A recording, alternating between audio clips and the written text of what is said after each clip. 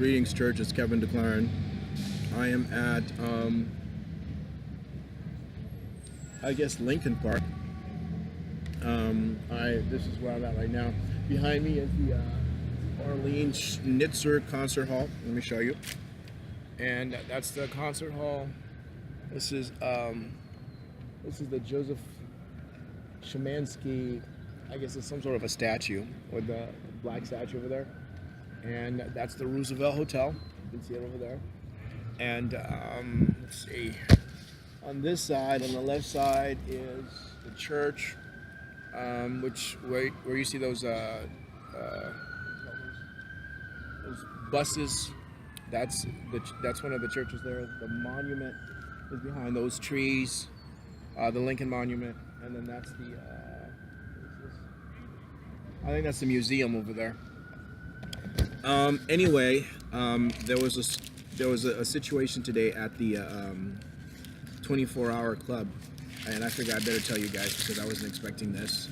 I got hit last night again on I think it's either Hoyt or one of those streets over there north of here, Hoyt and let's see, probably about 10th and Hoyt.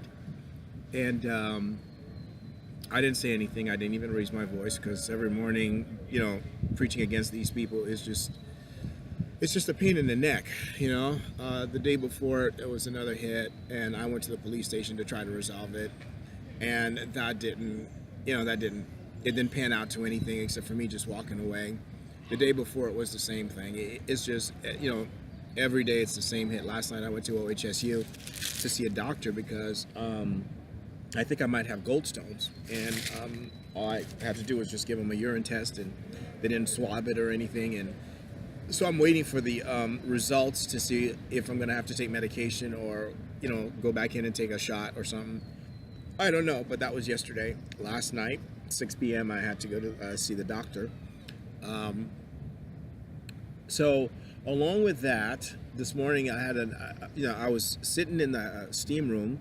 And then I switched over to the sauna, and I was sitting there praying, and I switched over to the whirlpool, and as I was talking, I think I was talking to the Lord, this guy just came out of nowhere and told me to just shut your mouth or something. I don't remember what he said, but it became an argument, and he called me out as a homeless, and that I was a problem, and that I was also a problem at PSU, and he was going to do whatever it took to remove me off of the 24 hours and also remove me out of PSU. I asked him if he was a stalker. I called him out as a homosexual Klansman looking for submission. And I just sort of like, just going back and forth.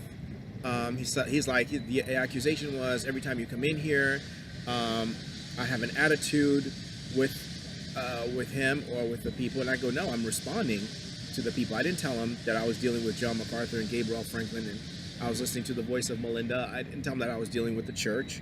I told him to call the president.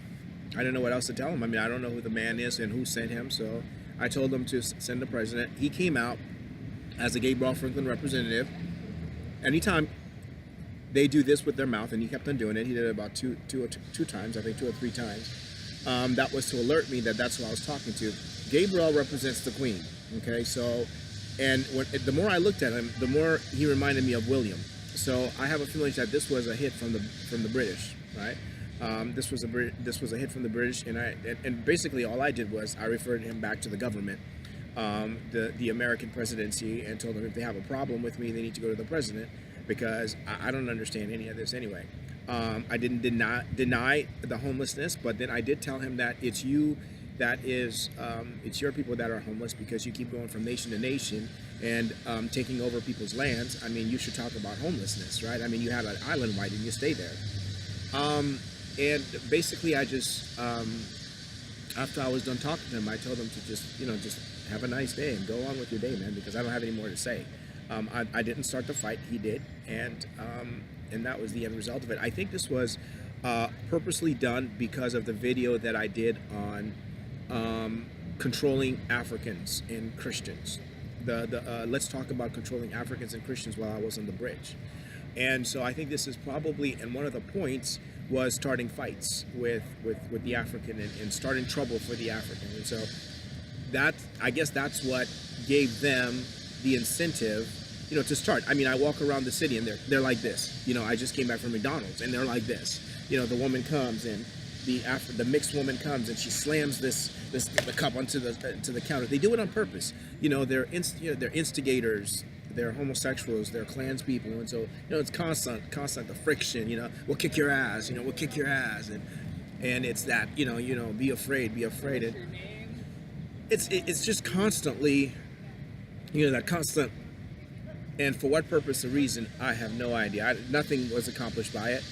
Nothing was accomplished by it. And I would tell, Gabriel this morning made me feel her hatred. And what I was told was that she was hit last night.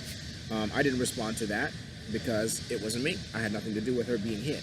Anything that happens to her and Guy Franklin, anything that happens to the Charles and Elizabeth, I have nothing to do with any of these people. So I don't know who they are, why they keep coming after me, why they keep insulting me.